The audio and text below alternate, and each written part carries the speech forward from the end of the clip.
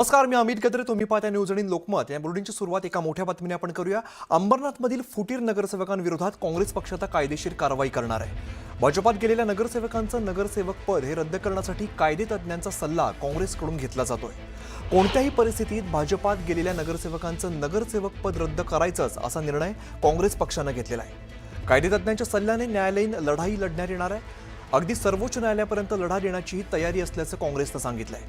या प्रकरणात काँग्रेस आरपारची लढाई लढणार असल्याची माहिती काँग्रेसमधील उच्चपदस्थ सूत्रांनी दिली आहे.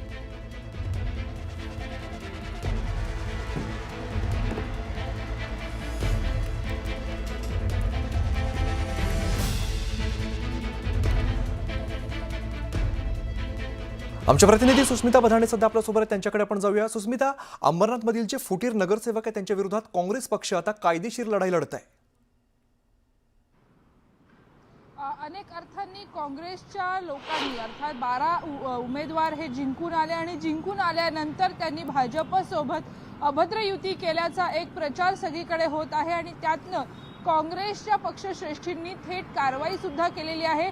शिस्तभंगाची नोटीस बजावण्यात आलेली आहे. निलंबन हे सर्व उमेदवारांचं करण्यात आलेलं आहे. प्रदीप पाटील जे ब्लॉक अध्यक्ष होते या अंबरनाथ काँग्रेसचे, त्यांचं सुद्धा निलंबन करण्यात आलेलं आहे. ही कमिटी बरखास्त करण्यात आलेली आहे. त्यानंतर प्रदीप पाटील यांच्यासह उर्वरित विजयी सर्व काँग्रेसच्या नगरसेवकांनी थेट भाजपात प्रवेश केला. काल हा भाजप प्रवेश पूर्ण झाल्यानंतर या सगळ्या उमेदवारांची नगरसेवक पद त्यांचं रद्द व्हावं, त्यांची निवड रद्द व्हावी याकरता आता कायदेशीर लढाई काँग्रेस पक्षाकडनं लढली जाणार आहे.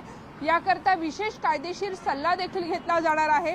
एकीकडे शिंदेंना सत्तेपासून दूर ठेवण्यासाठी भाजपनं थेट काँग्रेसला जवळ केल्याचा आरोप काँग्रेसकडनं केला जात आहे. तर दुसरीकडे आपण बघितलं तर अंबरनाथमध्ये ज्या पद्धतीनं काँग्रेस आणि भाजप एकत्र आलं, त्याचबरोबर MIM आणि भाजप एकत्र आल्याच्या सुद्धा घटना आपल्याला पाहायला मिळतात. त्यामुळे या सगळ्यातनं काँग्रेसच्या केडरवरती मोठा परिणाम होत आहे आणि याचाच विचार करत आपण बघतोय की आता कायदेशीर लढाई लढत या सर्व निवडून आलेल्या नगरसेवकांचं पद बरखास्त करण्यात यावं, त्यांचे टर्म कॅन्सल करण्यात यावी अशा पद्धतीची मागणी केली जात आहे. ज्यातनं आगामी स्थानिक पातळीवरच्या निवडणुकांवरती मोठा परिणाम आपल्याला पाहायला मिळू शकेल. दोन्ही बाजूने नाराजी स्पष्ट आहे, परंतु आता भाजपत प्रवेश केल्यानंतर या सगळ्या 12 उमेदवारांना अभय मिळतं का आणि कायदेशीर लढाई कितपत यशस्वी ठरते हे बघणं महत्त्वाचं आहे. सुस्मिता, धन्यवाद या सगळ्या माहितीसाठी.